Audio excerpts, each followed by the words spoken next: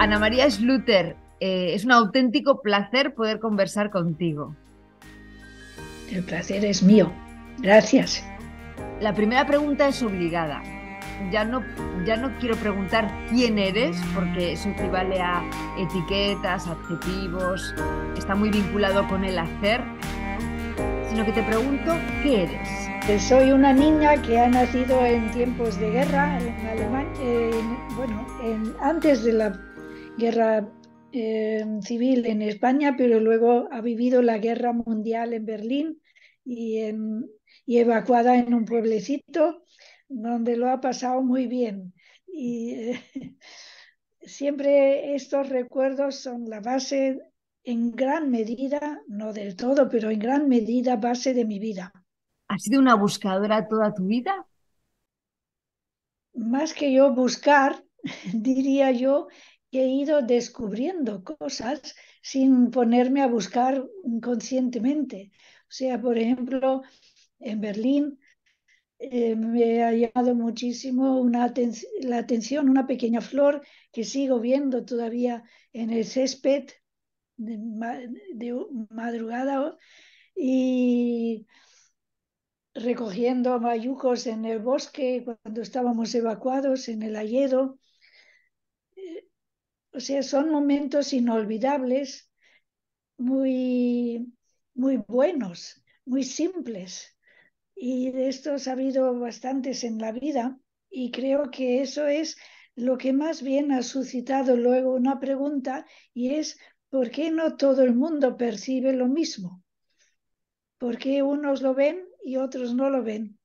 Ahí sí que he estado indagando, estudiando, preguntando.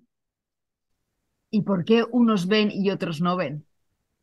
¿Por qué unos ven y otros miran y no ven? Yo creo que no solo a nivel personal, sino a nivel de sociedad, hay una especie de ceguera que impide percibir eso. Una ceguera que viene dada por una manera de vivir muy hacia afuera, eh, muy hacia afuera, pues buscando felicidad en cosas de fuera, en una sociedad de consumo súper, pero incluso cuando no es sociedad de consumo, se tiende a eso. Y yo creo que eso contribuye muchísimo. Si luego a esto se unen, pues, teorías o ideologías que encima avalan esa visión superficial, pues todavía es peor. Pero hay también en esa misma situación muchísimas personas que se dan cuenta que ahí falta algo y entonces empiezan a buscar. Pero resulta muy curioso que vivamos siendo ciegos, no sabiendo lo que realmente somos. Lo que somos y lo que es todo lo que nos rodea, lo que es todo. Sí, efectivamente está muy entroncado con no saber quiénes somos realmente, identificarse con lo que tú decías al principio, con el hacer y muchas otras cosas, honores y la profesión que se tiene o no se tiene, el trabajo, etcétera. Quizá estamos llenos de ruido, de información innecesaria, porque te he leído decir, ¿no? Que todos somos seres iluminados, pero por nuestra forma engañosa de pensar, incluso el apego a nosotros mismos, no nos damos cuenta de lo que realmente somos. Somos iluminados en potencia, ¿no? Porque hay en todo ser humano una luz muy profunda que existe siempre. Si no existiera, no podríamos ni vivir. De eso habla muy extensamente San Juan de la Cruz. Dice, hasta el peor malhechor del mundo, esa luz está en él. Lo que pasa es que está tapada por muchas otras cosas y entonces no le ilumina, no le impregna de luz y va haciendo cosas que son más bien de sombra. ¿Cómo fue tu trayectoria o tu camino hasta que te conviertes en una maestra Zen? ¿Qué pasó? ¿Por qué encontraste en el Zen que igual no encontraste en otras vías? La verdad es que ha sido otra vez un momento muy especial, más intenso que la flor y que los ayucos y otras cosas. Eh, pero ya antes, por ejemplo, estando un día en el Montserrat, mientras vivíamos en Berlín, de visita naturalmente, había allí algo que yo nunca había visto ni sentido y a partir de ese momento pensé, para eso quiero vivir. Y eso nunca se ha borrado. Eso me llevó a una experiencia mucho más profunda de Cristo vivo. No es que lo viera, pero una presencia muy evidente, muy clara, muy fuerte, que cambió muchas cosas. Entonces empiezo a pensar qué se puede hacer, qué puedo hacer para que otros descubran eso de que fundamentalmente somos amados y por lo tanto, en medio de cualquier situación, hasta en la peor, hay alguien que nos quiere y sostiene. Y la pregunta entonces era, ¿cómo puedo hacer? ¿Qué se puede hacer para que ayudar a otros a que lo descubran? Y por otra parte también, en primer lugar, en realidad, ¿qué puedo yo hacer para cultivar esa relación? Eso me llevó a buscar una congregación, bueno, una comunidad de vida consagrada, de la que todavía formo parte. Es una comunidad pequeñísima, muy pequeña, siempre ha estado en el borde entre creencia e increencia ecuménica. Estando allí, a través de dos compañeras, me enteré del Zen, de la existencia del Zen, del que yo no tenía ni idea, aunque algo había oído, porque ya entonces era profesora de ecumenismo y a veces me había asomado a lo interreligioso. Y a través de ellas conecté con el padre Lasal, Enumía Lasal, que era jesuita y maestro Zen, y así es como di con ello y seguí. ¿Podrías contarme qué es lo que pasó en ese momento en el que decidiste, ¿no? Entrar en esa comunidad, en ese momento en el que te diste cuenta de que todos somos amados, ¿no? ¿Qué, qué Sí, experiencia tuviste? ¿Podrías describirla? Sé que es muy difícil ponerlo en palabras, pero ¿qué es lo que, no sé si llamarle despertar, ¿no? O sea, ¿qué es lo que sucedió en ese momento que tú dijeras, ostras, me encantaría ayudar a otras personas a que despierten ante esta realidad? pues mira, no te sé decir con palabras lo que pasó, imposible, imposible. Yo simplemente había entrado en la capilla de la Universidad de Friburgo, en Alemania. Estaba sentada al final de las clases de la mañana, me había arrodillado en el último banco y estaba mirando hacia adelante, hacia el sagrario, y de pronto repasó algo que yo no puedo explicar. Si pongo como, diría como una luz, pero no era una luz. No se veía nada especial, absolutamente nada. Era muy simple, pero llevaba todo eso dentro de sí, ese momento. Pero no se puede, no lo puedo explicar, vaya. Pero es algo que se instaló en tu cuerpo, ¿no? O sea, como un nivel de conciencia como más ampliado y de repente te diste cuenta de que estamos sostenidos, ¿no? De que dentro de ese yo pequeñito que creemos ser, hay una totalidad, o sea, que formamos parte de un todo. Mucho más simple que todo eso, como beber agua. Y el agua notas que te refresca, que te alivia la sed y te hace bien en verano sobre todo, pero ¿qué vas a explicar sobre eso? Pues tú percibes lo que es y ya está. Y cuando le empiezas a poner palabras, todas se quedan un poco raras, rimbombantes y grandes.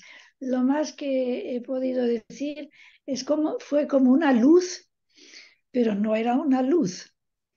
Y algo que me llenó de amor, y que cuando salí de esta capilla hubiera querido gritar, si supierais todos, si supiéramos todos, lo que... Pero claro, eso no lo hice, no en absoluto. Dices precisamente que te sentiste con la necesidad de ayudar a que otros despertaran a esa realidad. Pero ¿es algo que tú puedes ayudar a que otros despierten o es un proceso que se da en cada uno? No, en realidad no se puede ayudar desde fuera. Sí se pueden crear condiciones que pueden ayudar a eso. Y por ejemplo, en el Zen se crean condiciones. No se puede, eso no se puede arrebatar nunca. En todas las partes del mundo, en todas las espiritualidades, hay caminos para llegar ahí, pero ningún camino lo arrebata. Esos son lugares, son preparaciones. Por ejemplo, en el Zen, incluso corporalmente, la forma de sentarse, la forma de respirar, que es la normal y tranquila, pero poniendo toda la atención solo allí, no en otras cosas que puede venir de fuera o de dentro. O sea, se pueden crear condiciones, se puede uno preparar para... Yo me puedo poner debajo de un naranjo, por ejemplo, pero el que caiga la naranja ya no depende de mí. Hoy me puedo asomar por la mañana a la ventana por donde sé que sale el sol mirando al este, pero el que salga o no salga, eso no depende de mí. Tú hablas de arar el suelo del alma para que sea sensible y permeable a la dimensión más profunda de la realidad. ¿Cómo se ara ese suelo Sí, del alma? sentándose derechos como, y luego en una actitud en que no se piensa ni recuerda ni programa nada. Algo así como quien quiere oír un sonido muy suave de una música que viene de lo lejos o de un pajarito que está entre las frondas, eh, y te quedas inmóvil, porque si te mueves ya no lo oyes tan bien. Es una postura en que estás derecho como un niño que en la clase quiere enterarse de todo lo que se le dicen y se pone derecho, no se pone tumbado encima de la mesa, se pone derecho y está a cogerlo. Algo así, esa es una actitud que se fomenta y que se practica. Y con la que conectas con el vacío, porque tú dices que el zen es despertar al vacío. Bueno, el vacío que es una plenitud en realidad. Es decir, no es ¿Qué es el vacío. vacío? Lo que pasa es que por lo mismo que me has preguntado antes, qué es lo que pasó en aquella capilla, pues no se puede decir, es que no, no es una cosa, no se puede describir como se puede describir una persona o una cosa o un acontecimiento. Es algo que no entra por los sentidos. Los cinco sentidos y el entendimiento por allí no entra. Y, y por eso para los sentidos y para el entendimiento parece vacío, porque no entra por ahí no entra. Pero en realidad es una plenitud, pero es una plenitud en que no hay cosas, no hay ninguna cosa ni elevada, ni baja, ni arriba, ni abajo, ni a un lado o a otro, no, no es ninguna cosa. Es esa nada en la que uno se funde con el infinito. Esa nada que viene de non natus, la palabra, muy interesante, ¿eh? Nada viene de non natus, lo no nacido.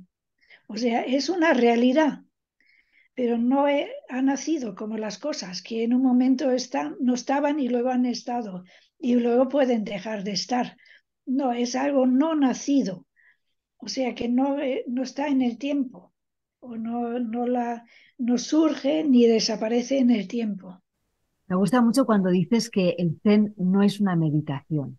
Sí, no es una meditación en el sentido de la palabra meditación en que se usa en San Juan de la Cruz o en Santa Teresa, porque allí siempre significa que hay un objeto sobre el que meditas o que contemplas o recuerdas o lo que sea.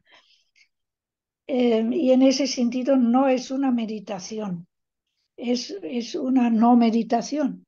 Es en realidad lo que significa la palabra en chino, japonés, por la forma como se escribe el ideograma, es a solas con el misterio. A solas, es decir, sin ideas. No es que las ideas sean malas, pero en ese momento no. O sea, no es que no hay que estar todo el día no pensando naturalmente, como tampoco hay que estar todo el día durmiendo, pero de vez en cuando hay que dormir para poder hablar y para poder trabajar, ¿no? Y en ese sentido, de vez en cuando hay que parar, hacer silencio,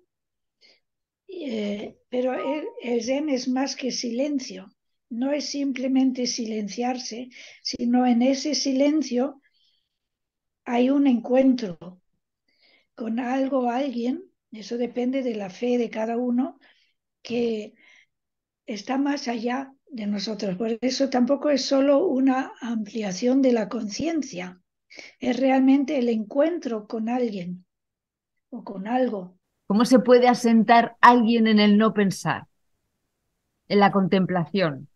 ayudándole a que en esa postura que antes se han señalado muy por encima, eh, intente atarse a la respiración y no se deje llevar por nada de lo que le viene de dentro, pensamientos buenos o malos, sentimientos buenos o malos, ideas buenas o malas.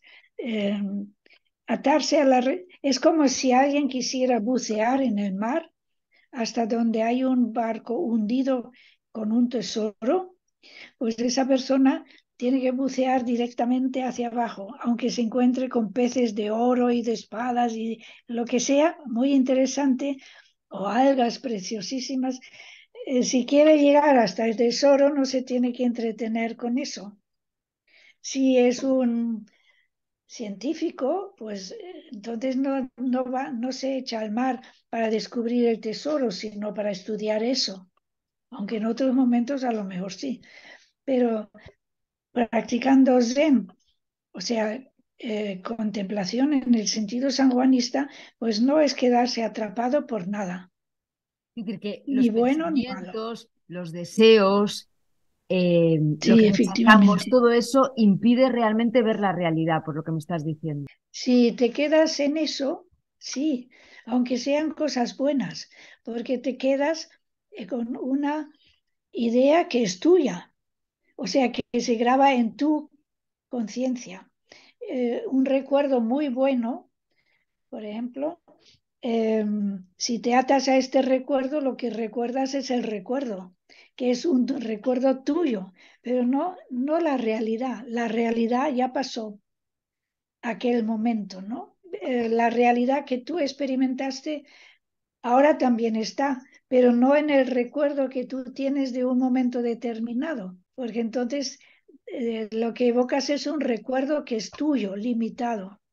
¿Cómo se vive cuando una persona ya, digamos que tiene esa experiencia del absoluto, lo podemos llamar así, ¿no? Una experiencia del absoluto.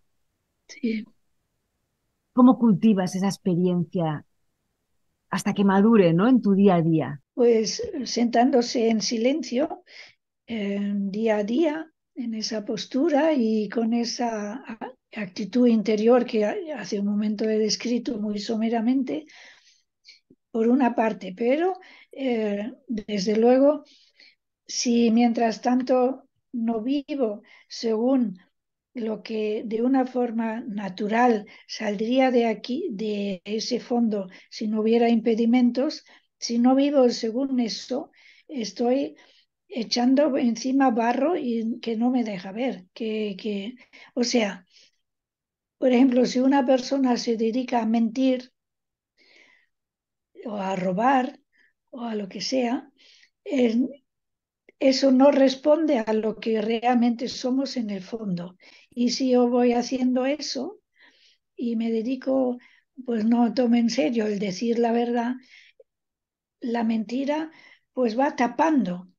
Y entonces a lo mejor sí me siento todos los días en silencio, con esa actitud antes indicada ligeramente, pero luego durante el día estoy tapándolo constantemente, mintiendo, buscando las cosas de fuera, honores, yo qué sé, todas cosas de fuera, o riquezas, o comprando constantemente cosas innecesarias. Entonces, claro, esto se tapa, pero una forma de vida que responda a eso sería una forma, o es una forma de vida que, no, que procura no tapar y vivir de una forma recta, ver, veraz, cuidando la vida, eh, diciendo la verdad, aunque cueste o aunque perjudique. Todas estas, o sea, cultivar lo que está en consonancia con esa realidad profunda dentro del propio corazón. ¿Podrías definirme lo que realmente somos? Sobre eso han pensado todos los filósofos del mundo y otros también. Pues decirlo, no sé qué decir. Pascal decía que somos como una hierba, pero pensante. O sea, somos evidentemente algo que nace, que se desarrolla, que crece y que al final muere externamente, pero a la vez somos algo que no ha nacido, que no crece, que no muere.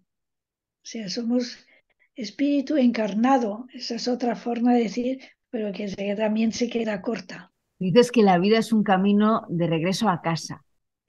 Como aquella parábola de un hombre que tenía dos hijos y el uno se perdió yendo detrás de mujeres y de bienes y cosas y ahí no estaba bien. Y entonces emprende el camino de volver a casa con su padre, ¿no? Eso sería, es la sensación que tiene mucha gente, que ha habido en la vida momentos de niño, de adolescente, en que se estaba en contacto con tu casa, que estabas en casa y luego te has ido perdiendo y una sensación de como de volver a encontrar el origen. Hay un cuento de Hermann Hesse que se llama Iris, que no lo he visto traducido todavía, en que un niño, cuando es todavía pequeño, vive con su madre en una casa donde tienen jardín. Y entonces en la primavera él se asombra de cómo los insectos, por ejemplo, se posan en uno de los pétalos de la iris germánica, que tiene en el centro una cosa como amarilla de oro, y ahí se meten y desaparecen en algo que él no puede ver. Y eso y bueno, esto y muchas cosas le llamaban la atención y hablaba con los pájaros y hablaba con los insectos y las flores, pero llega un año en que en lugar de esto lo que hace es cazar mariposas, pincharlas en la pared y hacer colecciones.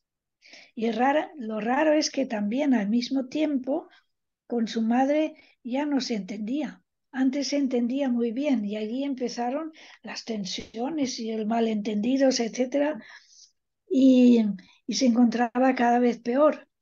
Y tenía, y sobre todo cuando ya estaba muy mal, se acordaba sobre todo de la iris germánica, que tiene esos pétalos con esa especie de camino de oro en medio y que lleva a un cáliz que no se ve. Y entonces él tenía un amigo que tenía una hermana que se llamaba Iris. Y él pensó, la única forma de salir de esa situación en que estoy, solo, muy solo, es Iris. Le voy a pedir que se case conmigo, como era una chica normal, buena, y él era ya un catedrático de universidad importantísimo, pensó que tenía la batalla ganada de antemano. Y el hermano le dijo, bueno, pues pídeselo. Pero Iris dijo que no. Y cuando le vio a él tan abatido, le dijo, bueno, si tú puedes recordar qué es lo que te recuerda a mi nombre, entonces nos podremos casar. Pero ahora no, porque tu música y la mía no concuerdan, no armonizan de ninguna manera. Y entonces él se pone a intentar recordar qué es lo que le recuerda su nombre, Iris. Y va de un sitio a otro, se vuelve un poco raro, la gente dice que se vuelve raro, se deja crecer la barba, y los niños se acercan cada vez más a él, juega con los niños, con los perros, eh, pero no puede, va a donde vivió de pequeño con su madre y no lo descubre. Y en eso pasan varios años y en un día le llega el mensaje de parte del hermano de Iris que Iris se está muriendo.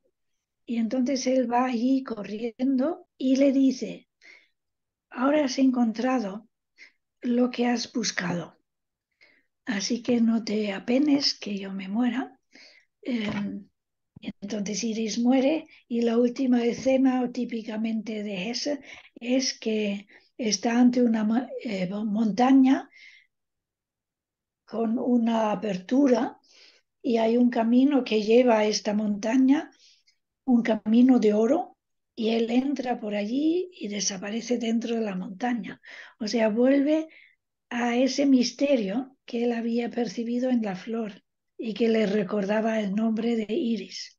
Es como un viaje de retorno a nuestro origen, a lo que somos. Sí, Y me gusta exactamente. mucho la historia de los 10 cuadros de Boyero.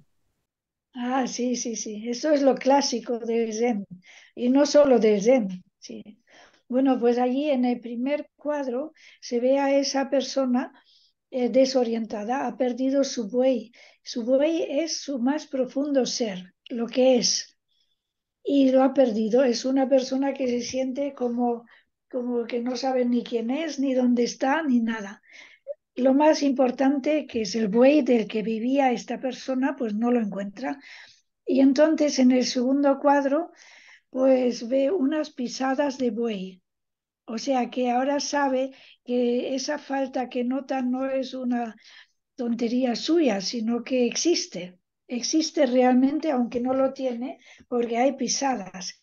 Y esos son pues las escrituras, poesías, eh, algo que le indica que existe. Y entonces sigue estas pisadas, las orientaciones, por ejemplo, para practicar Zazen en este caso, y en el tercer cuadro ve el buey, o sea que lo encuentra, pero el buey pasa corriendo, ¿no? Y además a veces se le ve muy cerca y a veces muy lejos. Entonces, el siguiente cuadro es cogerlo y atarlo. Y ahí tampoco termina, porque el buey siempre tira para el otro lado, hacia las hierbas aromáticas que antes pastaba, y entonces pues es toda una época de transformación hasta que el buey se hace manso, es decir, hasta que esa persona ya no está en una lucha constante en que una cosa tira para un lado y lo más profundo suyo, lo más bueno, le tira para otro, y al fin, con el tiempo hasta puede soltar la reata y el buey le sigue manso, incluso puede soltarla y sentarse encima. Es un proceso larguísimo, de muchos años, y se sienta encima y pues vuelve a casa. Y los tres últimos cuadros son bueno, voy a empezar por el octavo. Allí ha desaparecido el buey de nuevo, incluso ya antes. ¿Y qué ha pasado? Que el hombre y el buey son lo mismo. O sea que no hay un verdadero yo, lo que soy y yo como aparezco, sino que llego a ser lo que soy, se hacen uno. Y luego viene un cuadro en que el buey y el hombre han desaparecido. La experiencia de ese misterio que no se puede nombrar de ninguna manera, pero no es cuestión de quedarse allí, sino de desde allí volver a ver las cosas, los árboles, las mariposas, las flores, eh, como antes, pero dentro de esa experiencia de misterio. Y el último cuadro es que a partir de allí acude al mercado, es decir, al lugar de la gente a ayudar. Me parece una metáfora preciosa, porque Sí, siempre hablamos del camino espiritual, pero yo me planteo también si realmente ese camino no existe. Es decir, que mientras estamos en la búsqueda, todavía hay un ego que busca una perfección, busca un objeto, busca poner límites, ¿no? Una experiencia y incluso ese camino puede ser el camino trazado por el propio ego para buscar subsistir. el engrosar el ego también puede ser, ¿no? Pero efectivamente, tiene que haber un momento en que el hombre se olvida de sí mismo. Mi maestro Zen lo repetía mucho. Olvidarse de sí mismo es lo más importante, sin olvidarse de este pequeño yo, ¿no? Que lo sabe todo, que lo programa todo, que quiere ser lo mejor, no sé qué, no sé cuántos. Olvidarse de eso y dejarse guiar por el misterio desde dentro, usando la cabeza, por supuesto, y la capacidad, la voluntad y todas las capacidades humanas, pero como iluminadas, transidas del misterio. Hay un texto de un Fernando Urbina se llamaba, que ha escrito sobre San Juan de la Cruz, la noche oscura y subida del Monte Carmelo. Es un librito precioso y termina con una frase que es, a lo mejor hay una palabra que no está en su sitio, pero viene a decir eso. Se trata de insertar nuestro esfuerzo en la acción divina que en el silencio empuja la historia. O sea, que no es nuestra mente desligada del misterio la que va a encontrar el camino en la historia, sino es ese misterio que se vale, donde se inserta nuestra inteligencia y nuestra voluntad, la que va a encontrar el camino. Eso lo encuentro muy importante hoy en día, porque mira que hay gente que piensa y con toda la buena voluntad de que esos líderes hay, y yo creo hasta que no demos en eso, en insertar nuestro esfuerzo en la acción divina, que es ella la que guía la historia, vamos a dar palos de ciego. Convertirte en medio a través del Sí. cual fluye la vida. Un gran hombre de tu tierra, de Bilbao, Pedro Arrupe, una oración que tenía era, haz que estorbe lo menos posible a tus planes. ¿Crees que existe la realidad? Hay una realidad más real que lo que se puede ver y tocar y oír. ¿Y cuál es esa realidad? Es como preguntar, ¿qué sabor tiene el Calisay, el licor ese, ¿no? Del Montserrat? Pues pruébalo y lo verás. Si aunque te diga que lleva tales o cuales hierbas aromáticas, no vas a tener el sabor del calisay en la boca. ¿Y el amor para ti qué es el amor? Desde luego no tiene nada que ver con lo que hoy en día se llama amor, generalmente, ¿eh? Nada, nada, nada, nada. Es lo contrario. Tiene muchísimo que ver con eso que no se puede decir. Si es de verdad, yo creo que cuando se dice lo que Dios ha unido, no lo separe el hombre, a eso se refiere. ¿Eh? No se refiere a lo que se ha unido en una ceremonia, que esto además, pero sobre todo lo que se ha unido en un encuentro profundo. Eso no lo debe separar nadie, ni la misma persona ni ninguna otra. Es un encuentro en esa dimensión que no tiene nombre, pero es realísima. ¿Cómo vivir despiertos? Vivir despiertos es vivir conectados con lo que somos y más allá de lo que somos. Porque la cosa no termina en lo que nosotros somos, ¿eh? Sino, como decía un gran filósofo, San Agustín, más interior que lo más íntimo mío. Y eso hoy en día, en que se habla mucho de silencio y recogimiento, y eso es muy importante, naturalmente, en nuestra sociedad, súper importante, pero no es suficiente. Es más interior que lo más íntimo mío. O dicho con una imagen zen del sexto patriarca que nos compara, recuerda eso enseguida a Santa Teresa, con una ciudad que tiene 5 puertas hacia afuera y una interior que es la capacidad de formar ideas y imágenes, etc. Y se trata de entrar en la ciudad, naturalmente, de entrar en sí, no estar viviendo fuera de sí. Pero cuando estás en la ciudad, el suelo, dice, es el corazón, Shin, y, y allí vive el rey. Y lo interesante es encontrarse en el más interior tuyo, perdón, con el rey. En Santa Teresa también nos compara no con una ciudad, sino con un castillo, todo de diamante o muy claro cristal, en que vive un rey. No es simplemente entrar en sí, eso es importante, pero eso es simplemente como entrar en la casa y quedarse sola en la casa. No tiene mucha gracia. Y luego, ¿cómo se sigue viviendo después de reconocer o recordar lo que somos? ¿Cómo vives viviendo con tus personajillos internos? Pues se busca y cada vez que metes la pata te duele mucho más que antes cuando no conocías eso, ¿eh? La añoranza es muchísimo mayor entonces.